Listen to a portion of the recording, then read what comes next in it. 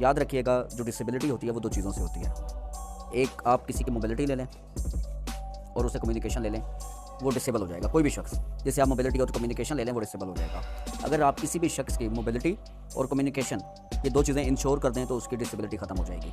ہم سب اللہ تعالیٰ نے ہم سب جو انسان ہیں تو سب کو جو تخلیق کیا وہ ایک جیسے ہیں. یہ جو ہماری شکلیں مختلف ہیں, ہمارے اسٹائل مختلف ہیں, یہ ہماری آئیڈینٹی ہیں, پہچان ہے. میں چلنا ہی نہیں چاہتا. اگر کوئی مجھے کہے کہ تمہاری خواہش ہے کہ تم چل لو, میں تمہیں ٹھیک کر سکتا ہوں, تو میں نہیں ہونا چاہتا ٹھیک, میں ٹھیک ہوں. یہ چیزیں ہونی چاہیے کیونکہ اللہ نے مجھے بہترین تخلیق کیا ہے اور اللہ کی جو تخلیق ہے وہ کبھی خراب ہو ہی نہیں سکتی. ہاں, یہ جو ڈسیبلٹی ہے یہ معاشرے کی وجہ سے ہے, معاشرے کی انفراسٹرکچر کی وجہ سے ہے.